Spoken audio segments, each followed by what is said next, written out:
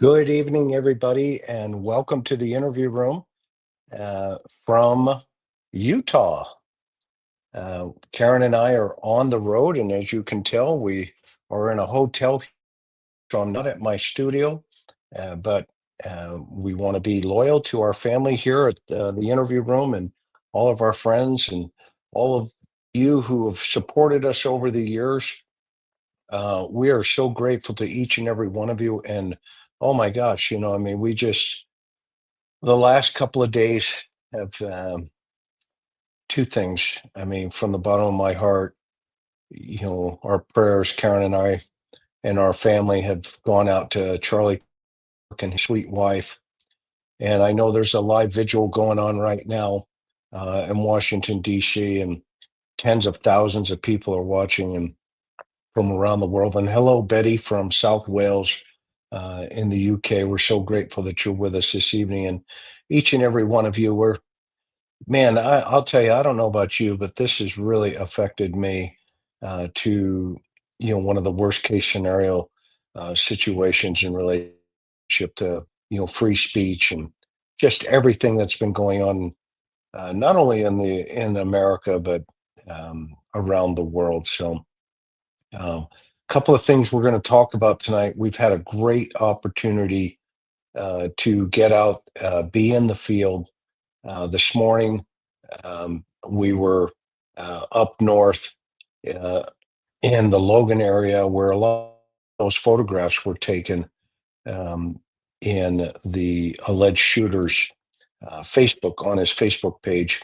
Our heart also goes out to his parents because we do not know the family dynamics there, but what we do know a lot about this Tyler, the alleged shooter here, is that he was a very mixed up and disturbed young man.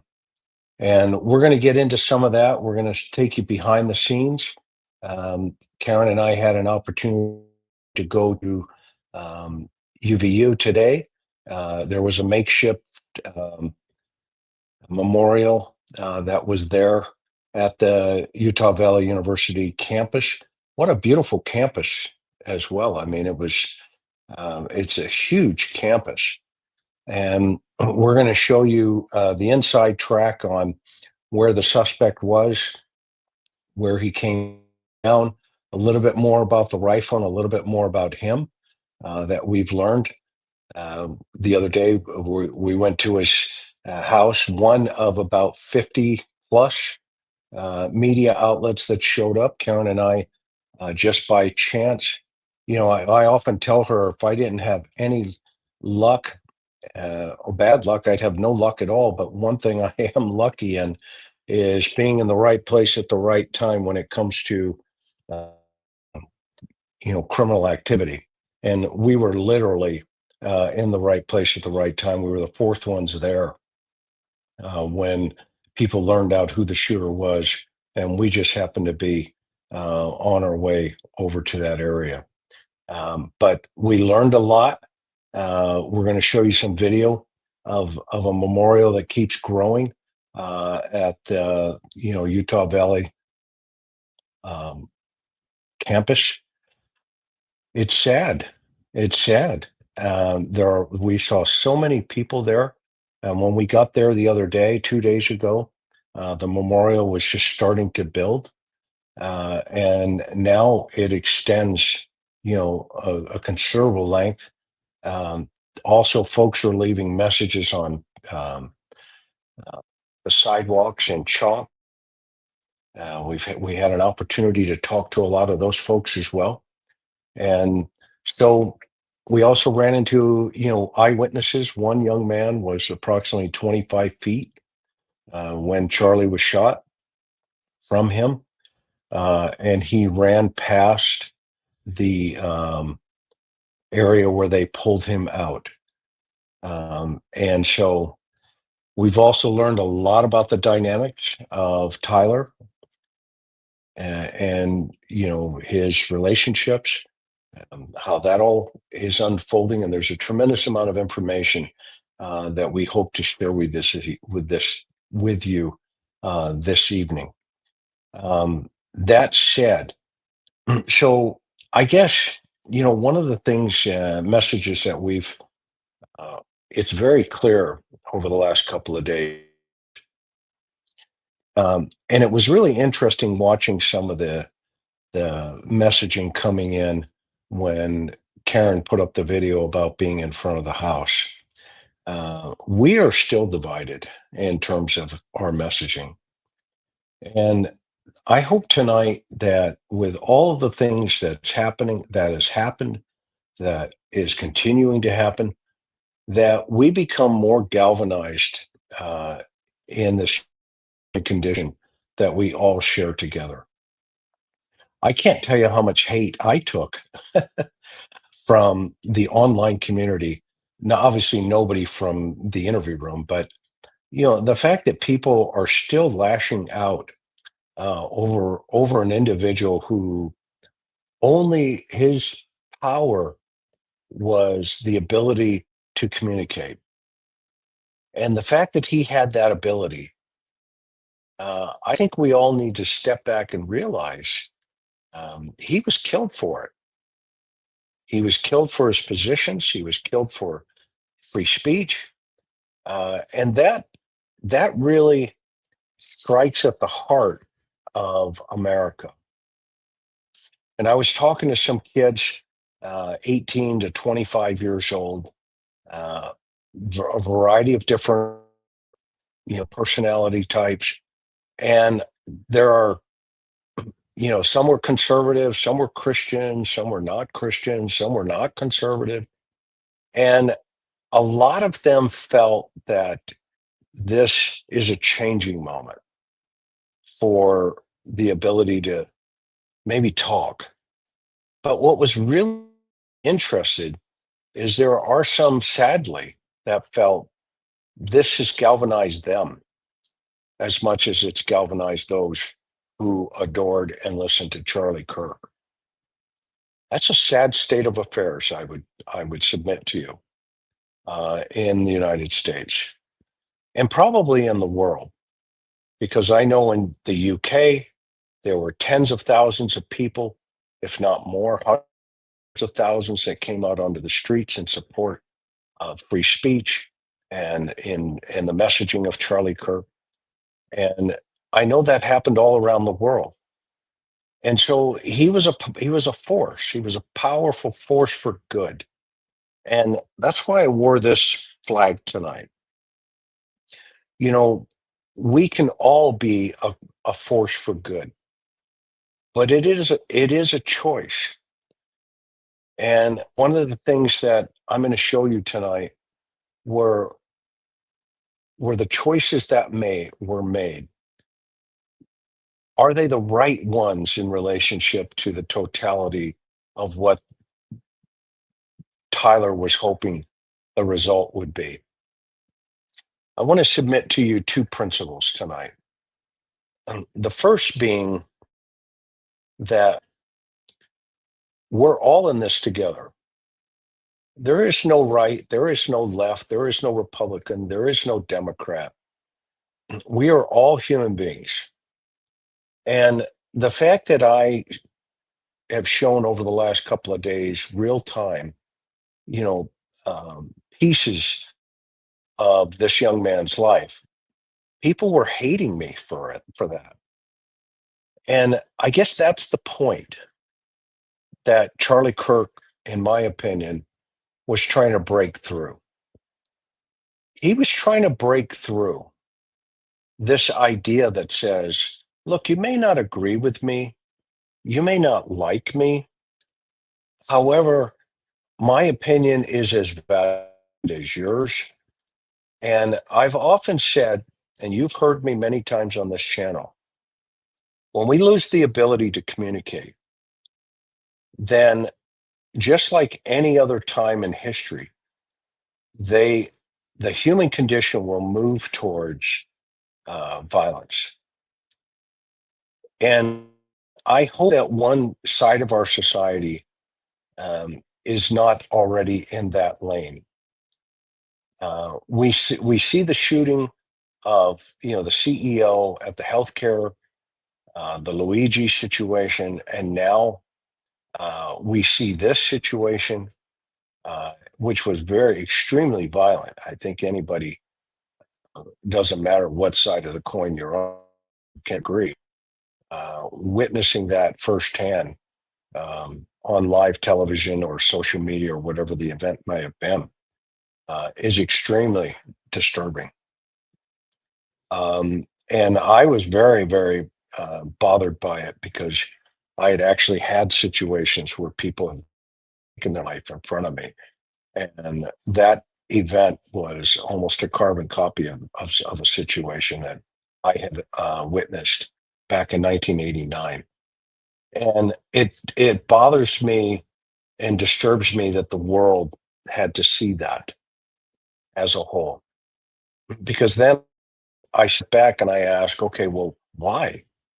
Why? How did we get here? How did we get here? Okay. Um, this is crazy. And this is he is not a patsy. He is the shooter. Okay. He's the shooter. That's the other thing we have to face. Okay. We have to face that Tyler Robinson killed Charlie Kirk.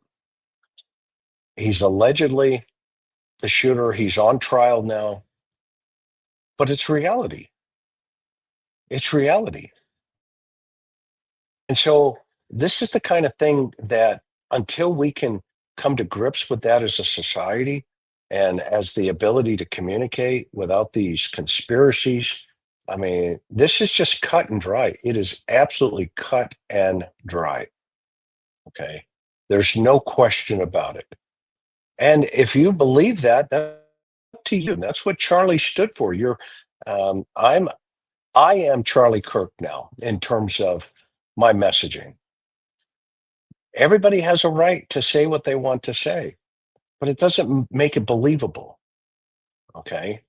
It doesn't make it wrong and it doesn't make it right. We can agree to disagree. Okay. And if you feel that he's a patsy, that's okay. Okay? I don't. I believe that this guy shot and killed Charlie Kirk.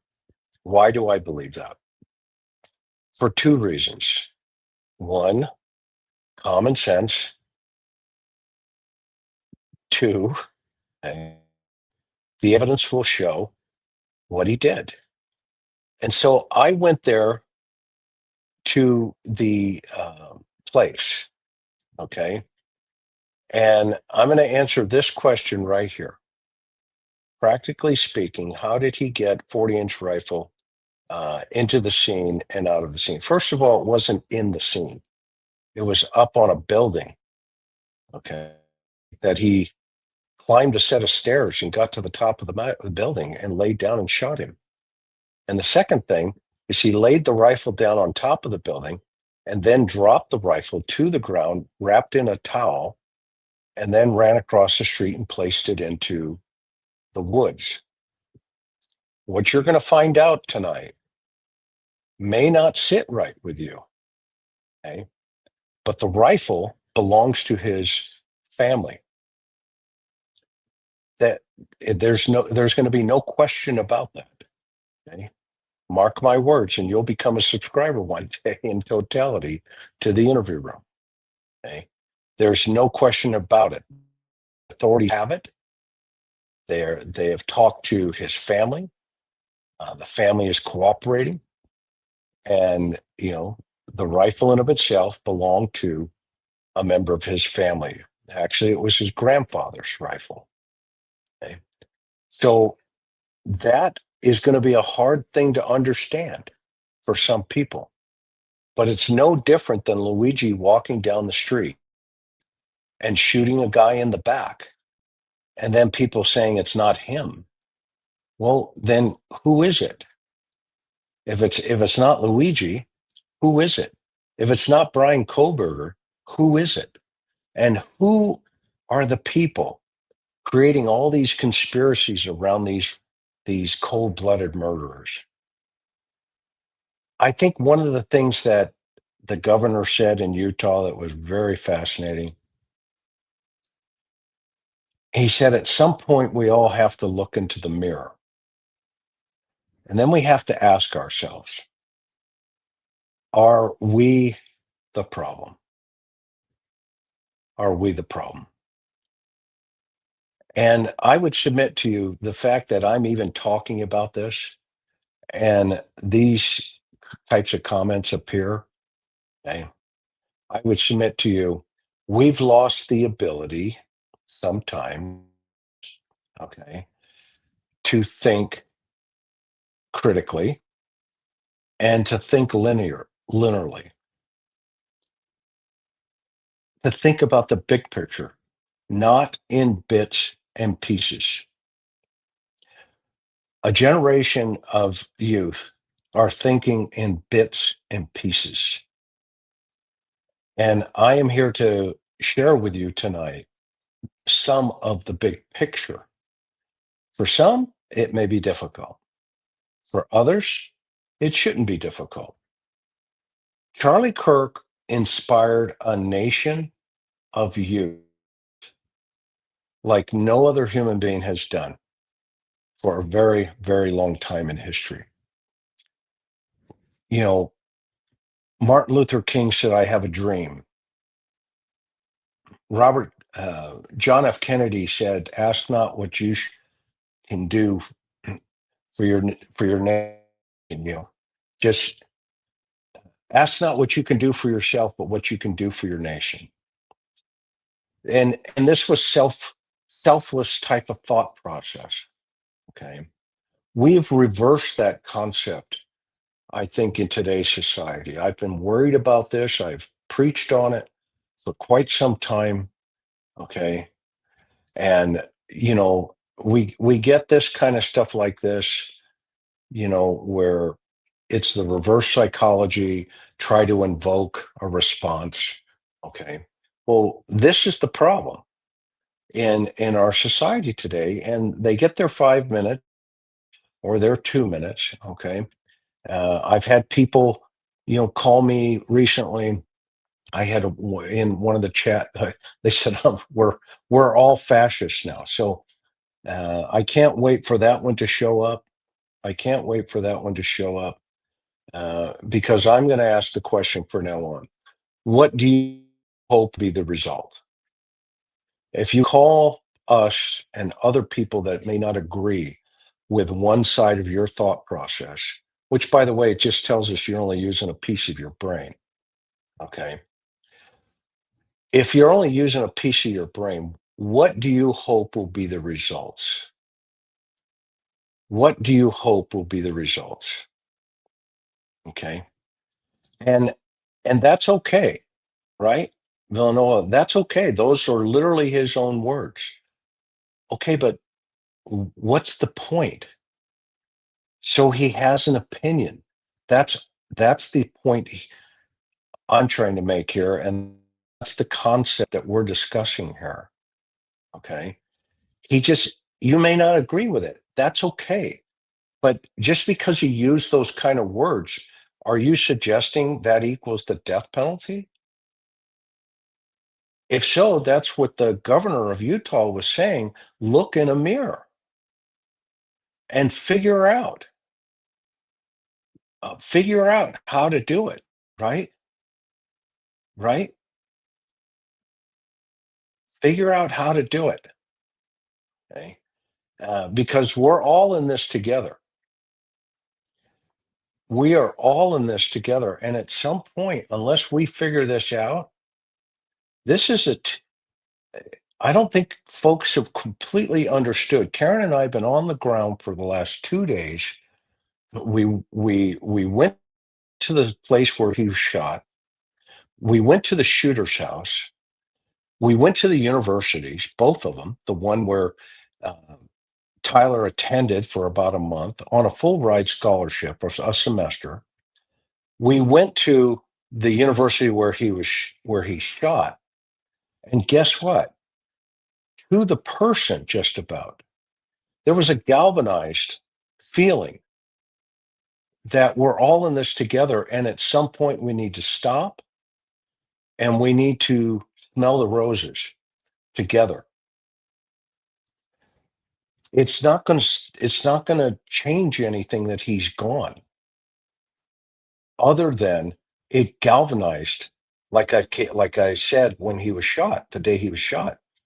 It has woken up another side of this country that has been sleeping for quite some time. He was and is a beacon for the youth in this country. There's no question about it. I had an idea, and if anybody knows anybody, share this idea. I think what they should do now is have artificial intelligence just do a compilation of Charlie Kirk's speeches, compress them all together, and have artificial intelligence answer questions and let Charlie and show it on a video screen of Charlie answering that question. And then tour the country with that capability. So you would still have a moderator, somebody to moderate from his organization, Turning Point. You have artificial intelligence with all of the answers that Charlie has ever given. Okay. AI Charlie. That's exactly right. And you have kids come up to the microphone, ask the question, and then you hit the AI and answers the question. And then you have a moderator there who can follow up on, is there anything else you would like to say? And you can now go live and follow up on what Charlie said. Only this time, they can't kill him.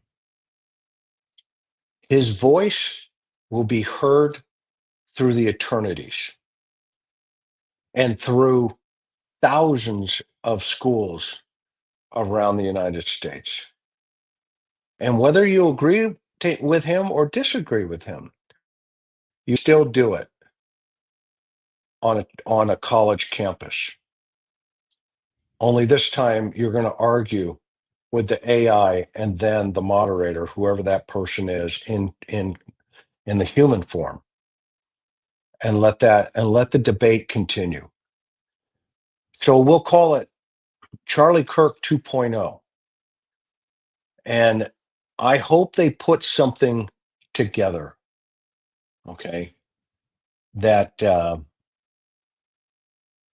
you know it falls it falls in place.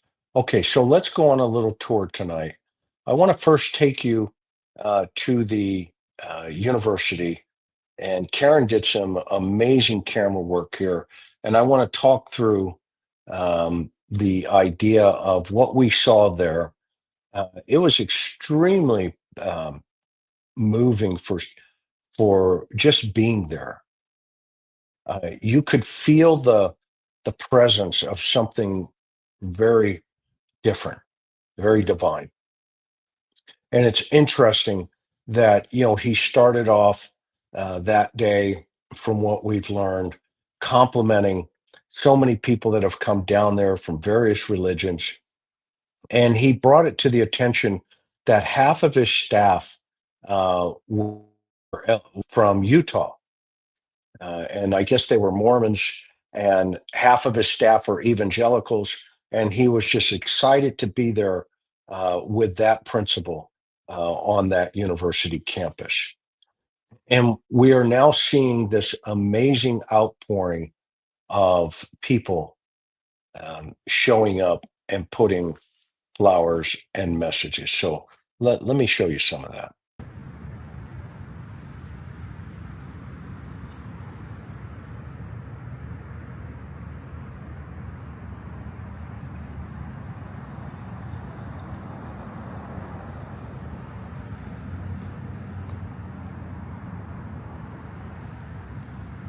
Like I said, the other day it was just the Canadian flag, and thank you, Canada, love, oh Canada. And now look how much it's grown just in a couple of days.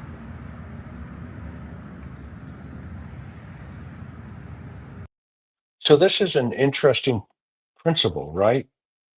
It was almost like this divine presence has now taken over.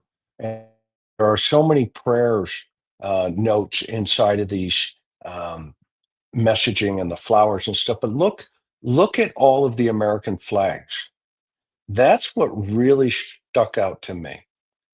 All of the American flags in this memorial. It's amazing that people have come to a place where they feel, and I could feel it, and I've talked to a lot of people that were there. Everybody felt that this was a place that will forever be in the nation's history about an attempt to stifle free speech, free thought, kindness, love, this idea that Charlie was projecting that was misinterpreted sometimes maybe correctly, sometimes maybe incorrectly. Okay? But the fact that it was an individual thought process that he stood for, that is the bedrock of the United States of America, and why the founding fathers made the First Amendment the very first gift given to each and every one of us. The ability to have a YouTube channel like this, and the ability for you to either watch it or choose not to, or get in the chat and say, you know what, I don't agree or disagree or whatever it is, but do it in a sense of with the ability to do it kindly. That's what Charlie Kirk stood for. The ability to agree to disagree, but do it with humanity. And that's why those flags, in my opinion, are planted at his memorial. Now, I want to show you this building. This is the backside of the building where the perpetrator jumped off of. On the other side of that tower there, kitty corner, straight ahead. So if you're looking straight at it, and if this was a square, you'd go from this corner that's closest to us straight across is where he was laying, and he could shoot, and he shot Charlie in the courtyard. Now, I have some video. You can't get into the courtyard until Tuesday. The authorities are still there. And believe it or not, they're putting in some like a modified, um, almost like a monument in the middle of it. And I think it's going to be this really clear message about free speech. And this university forever, every student that goes to this university will see that marker and know for a fact that this was a place that changed the course of history. Charlie Kirk, whether we like him or not, changed the course of history. Unfortunately, Tyler the alleged shooter thought he was going to change the course of history, but he underestimated the power of veterans, hundreds of thousands of men and women who fought for the ability for Charlie Kirk to sit there and talk and disagree or agree with a speaker. That's the power that was almost taken away. And he was the symbol. And now they're going to make a memorial out of his ability. So the sniper comes off of this corner right here, jumps off that corner, and then he laid the rifle down at the top of the building, wrapped in a black towel, and then he throws it off of the building, okay, and then climbs down and then runs across the street and puts it into the woods. So this is the area where he jumps down.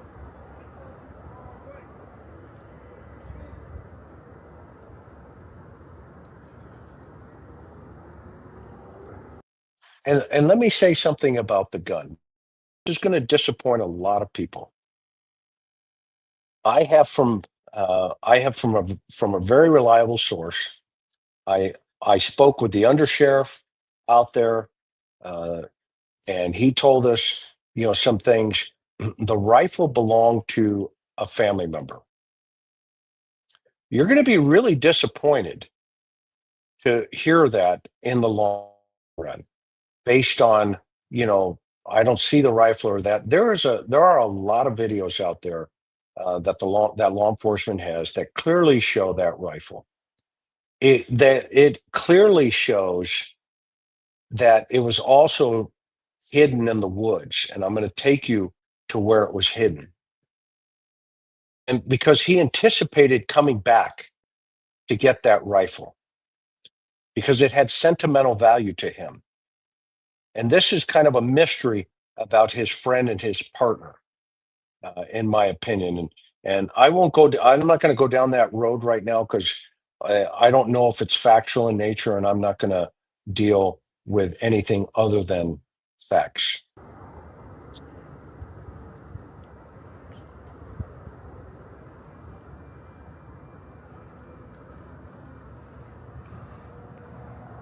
So he comes off of there, goes up this little berm here.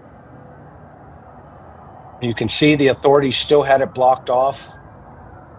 And then he runs down this little hill and he goes to a crosswalk and he crosses over the street to the right here where I'm panning. Okay, right here, he crosses the street, and to the right of that, a wood line. And he runs into the wood line and he places the rifle up into that wood line. And then he goes up and over into the neighborhood. So that group of trees over by that far white car across the street is the wood line where he took the rifle, hid it, and then fled on foot. So he intentionally dropped it off, okay, and then fled on foot.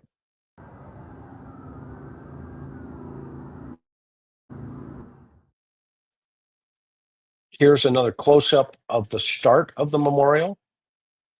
And look at the difference from the very first day to what I just showed you a moment ago, which was literally about 3 hours ago.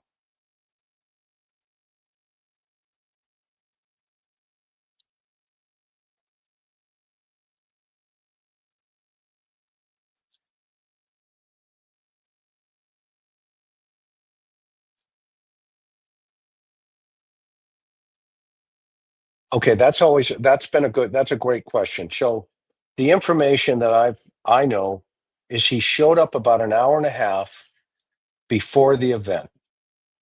And that's where you see him walking around in the shorts, etc. So he was casing the event. He then leaves and he comes back. And that's when he's dressed in the other clothing. So there's a gap in time. Okay? That explains the clothing change.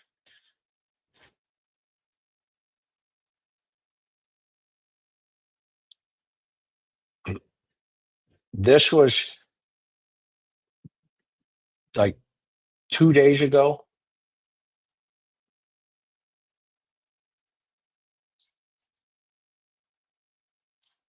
There's only one round fired.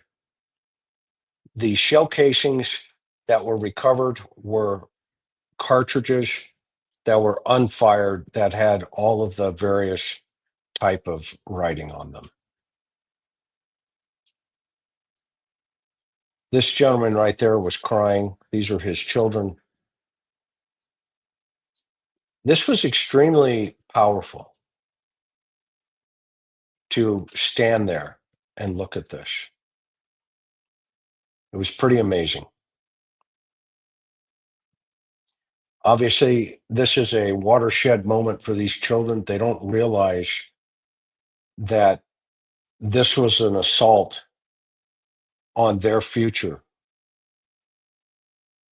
and their ability to speak freely and to agree to disagree. I don't think these children could quite comprehend what they were looking at. I remember as a young boy when John F. Kennedy was shot and my parents crying in the living room. And we didn't realize the power of what was going on. We didn't understand it as children, but I understood it after, Bobby Kennedy was killed. I understood it after Martin Luther King was killed. I understood it after the shooting in Ohio at Kent State. I understood what it meant to have the ability as Americans to speak and to talk and to agree and disagree. And those were so very tumultuous years in the 60s. And we see this today. One man, his voice made a difference. But what he did is now these children are Charlie Kirk. What the shooter did was create a generation of Charlie Kirks. He did nothing to silence Charlie Kirk. He did Charlie's body, but not his spirit. This young man is Charlie Kirk. He has woken that young man, Tyler, woke up millions of Charlie Kirks around the world. Millions. And that flag, again, the American flag, is everywhere. Everywhere. Because it's a symbol of freedom, freedom of speech, freedom of thought, the ability to do where you and go where you want to go, to get to a place like UVU and have a debate. I know there are tens of thousands of chapter requests coming in now to Turning Point. By killing the messenger,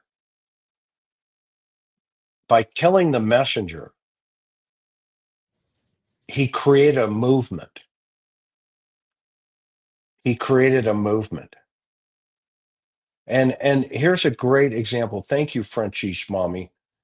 We're having a vigil in Calgary, Alberta, 7:30 tonight. There it is.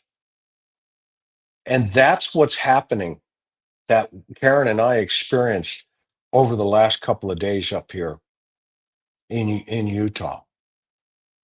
It is a movement now, whereas it used to be a voice, but now it is a movement because the idea was based on you can come disagree with me. Charlie invited everybody up who disagreed to the front, but you can't stop them now because they just created 10,000, 50,000, 100,000, a million Charlie Kirks around the world, around the world.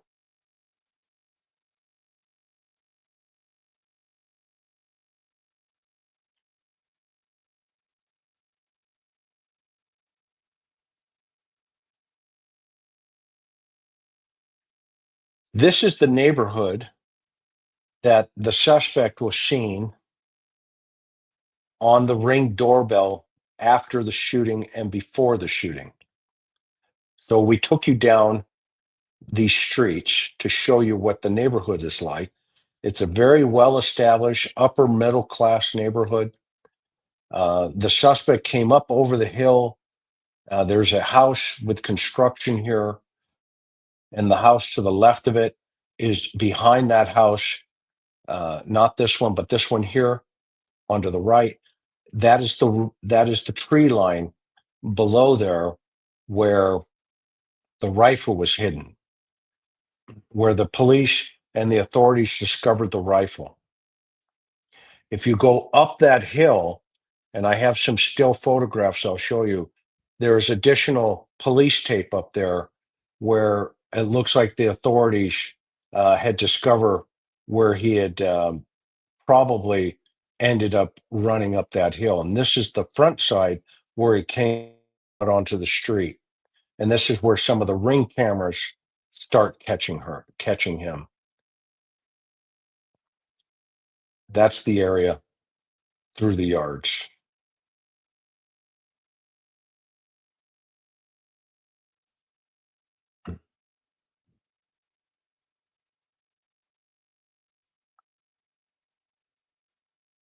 This area these are very well kept homes. Obviously the suspect, you know, Tyler, alleged shooter, was familiar with this area, but it didn't take a lot to get to see this area for him.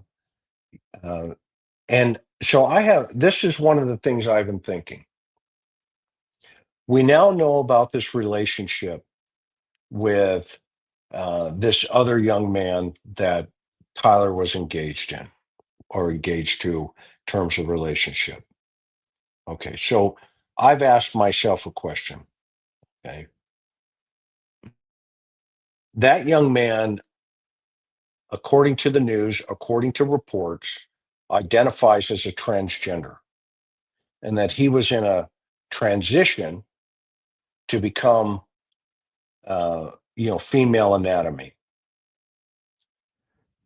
So this relationship, I know that person, the media is saying, and the governor said that he's been cooperating. But one question that I have is the car. Where is the car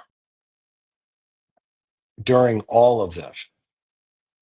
We don't have very much information about the car being parked up in this neighborhood that's been made public.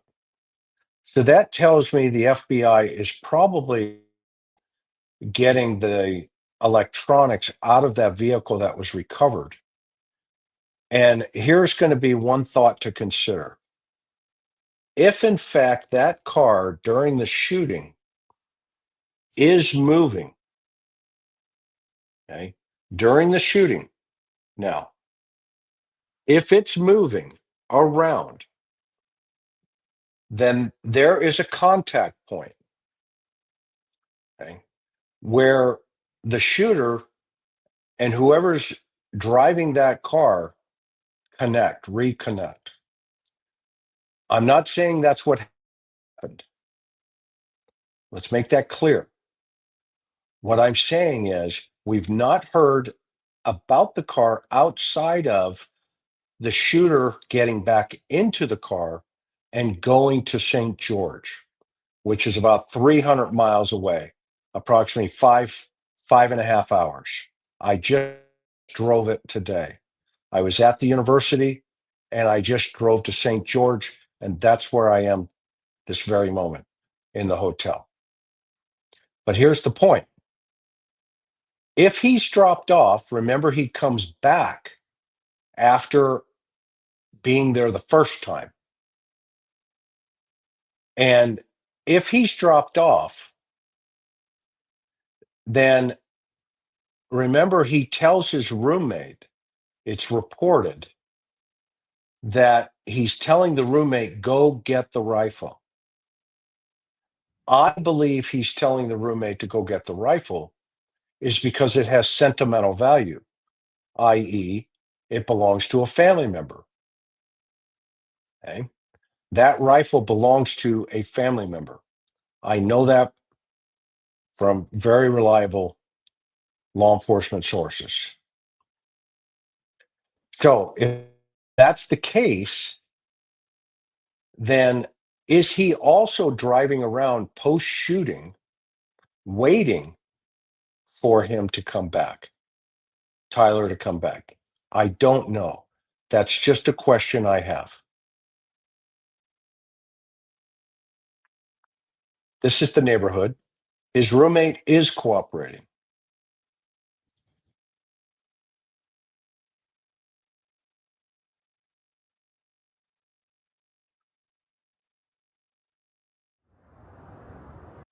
Okay, here's again, I wanted to take you back to the top. This is very important. It's a flat roof. And just on the other side of that top square right there is where he shot Charlie Kirk, laying on this roof right here, this roof. He's laying on that. He jumps up, runs around to the right side of this building, comes to that corner, and jumps down with the rifle. And then flees up this little embankment. You see where the little tent thing is? That's where they get the footprint impression.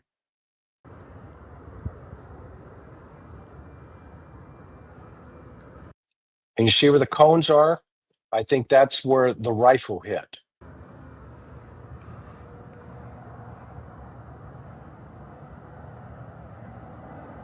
He runs up this hill again.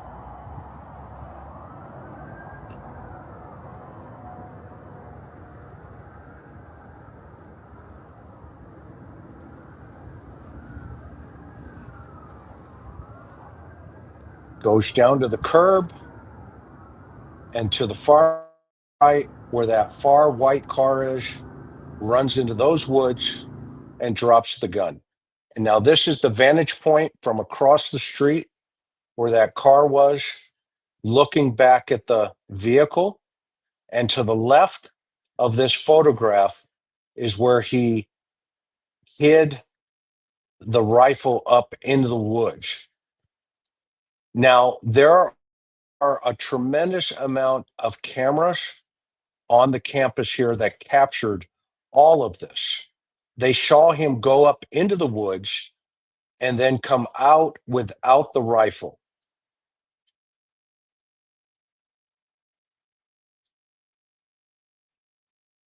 That's looking down. You can see the steep little drop there into the woods. Again, that's the building looking back up from the area. That's the area where he plants the rifle. Now, you see that yellow tape up there? You can see it up in the upper side there. Let me pull it in. See that yellow tape up there? That's where the authorities went up. That's where I think additional information was discovered. I'm not sure what it is. I didn't go up there.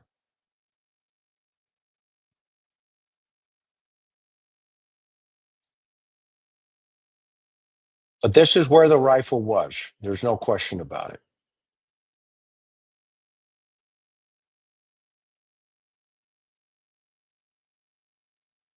This is looking back now, the opposite direction, into the tree line there where the rifle was located. And that is the area, the general area of where the rifle was located.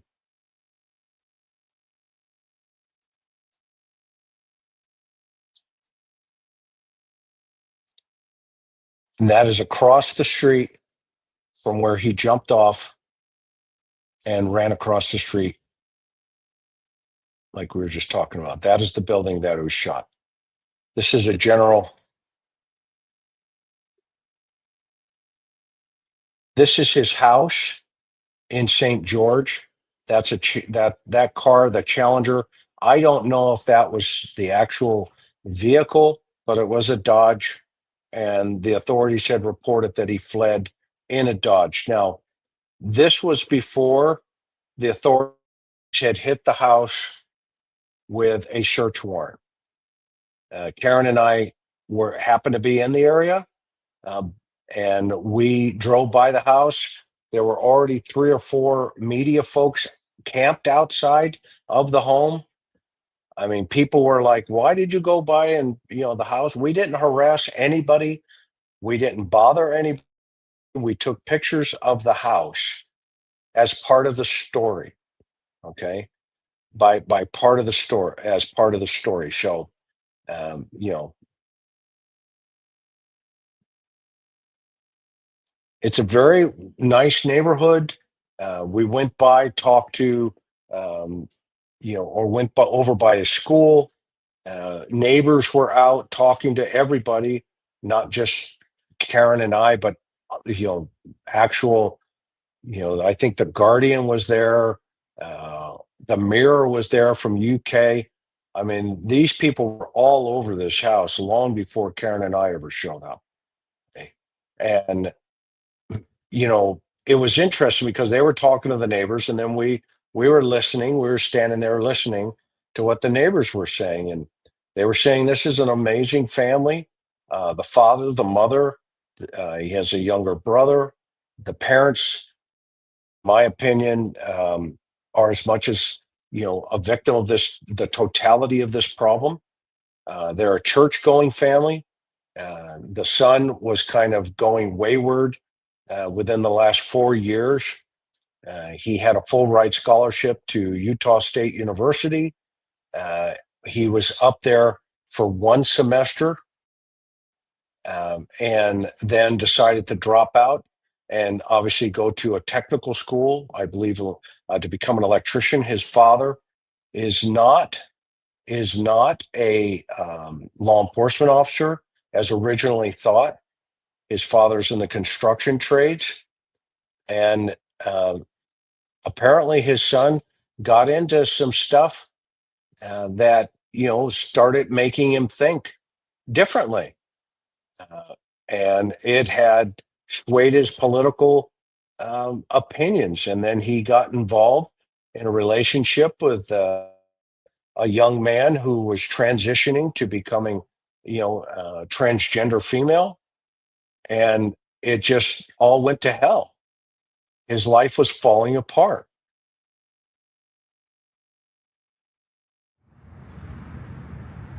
This again is a close-up of the memorial. And what really impressed me were all of these messaging flags. Charlie Kirk, whether we like him or not, was a beloved personality who's who represented the ability to agree to disagree. Speech, free speech.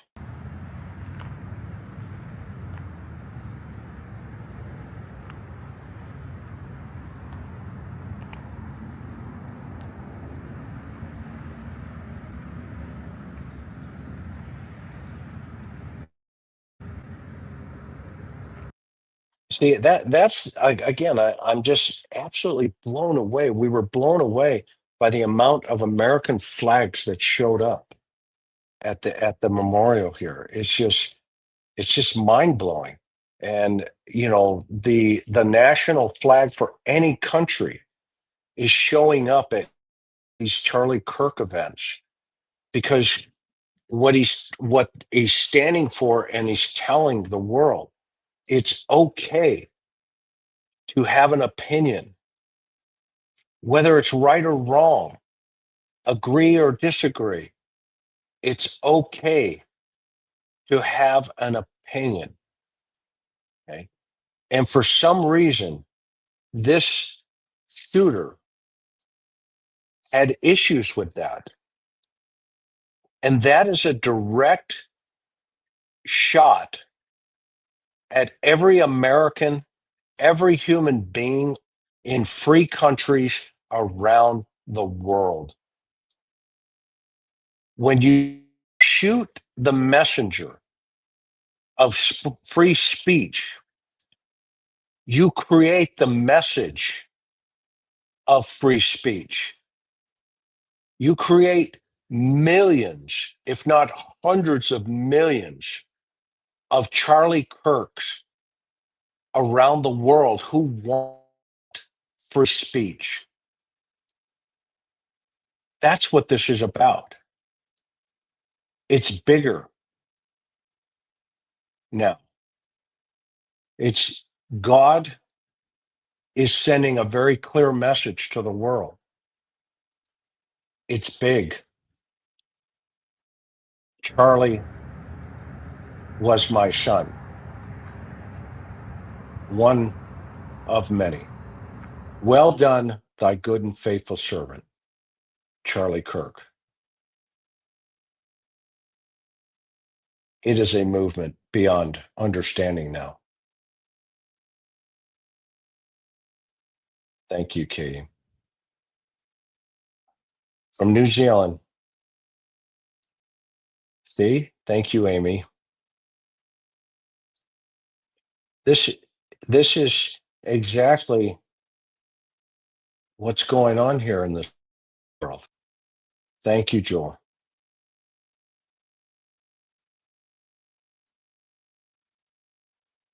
The us versus them narrative being pushed all over the media is hurting Americans. We must think critically and remember, what would Jesus do? Thank you, Katie V. That's right. Charlie professed his faith without criticizing other beliefs. That's right, Margaret. I agree 1,000%. He did. And he gave his life. No greater gift. It is known if he is it known if he trained hard shot to make? No. Uh, Redondo Beach, standing there and looking at the perch where he fired from. No, easy shot, unfortunately. Easy shot. And exactly, I am Charlie. That's right.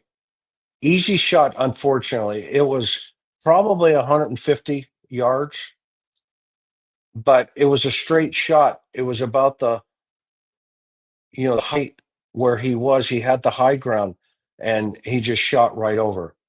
Um, and this is the movement that Charlie has created. And he had a scope on the rifle. Yes, he did. Okay. You see this? This is the divisiveness that Charlie stood for, that he tried to prevent. Okay. That that's the whole point of Charlie Kirk. You're proving Charlie Kirk correct. Okay. You're proving it correct. Thank you so much. I'm devoted to free speech. I'm devoted to agree to disagree. I didn't necessarily always agree with what he said, but I agree with this. I'd never met the man. I'd listened to him, but the one thing I will never ever do is deny somebody to have a different opinion. What I hope we have learned from this and will continue to learn from this as the days go on is we all have the ability to talk to one another. When we lose that ability, when you take words away from the human condition, then bullets will be the response. And that's what this is about. This is not a right or a left issue. This is the issue. The ability to have free speech. That's one of the issues. And that is what Charlie was capable of doing, was encompassing that around a religious belief system. That's what he was good at. And that's what he created by giving his life to that cause.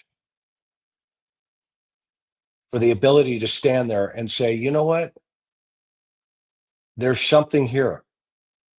I may not agree, but he was the first one that would say, you know what? You're gonna say that? Come on up.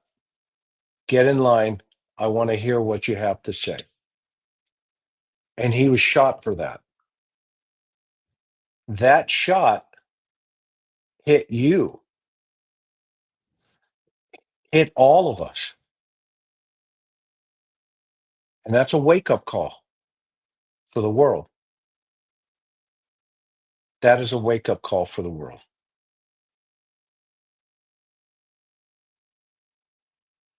You guys have always been an amazing group. We love you guys. We thank you for supporting us, for our mods, for allowing me to do this. Next week, I'll be back home. We got more work to do on this case. He's in custody. He was arrested, obviously, at Washington County Sheriff's Department. He came home, told his dad what he had done. His father called a friend of his who was in law enforcement. That individual then came over, took Tyler into custody, and they transported him back up towards Orem, Utah, where he is now residing in jail up there. So this is just the beginning of a very long story. And hopefully we learn that this is not the way to disagree. If it is, we're on a collision course with another destiny. And it's not going to be good. It would be ugly. So let's hope and pray that we choose to do the ring and not choose violence. It's okay to yell. It's okay to disagree. But violence is never the answer. That's what this comes down to. Aloha, everybody. Be akamai. Take care of one another. And always remember, God does not see in color. Neither should we. Aloha.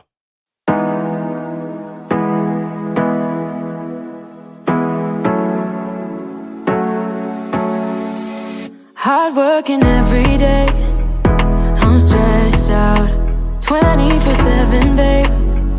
No timeouts, wish we could fly away. You and I go to our favorite place. Oh yeah, yeah.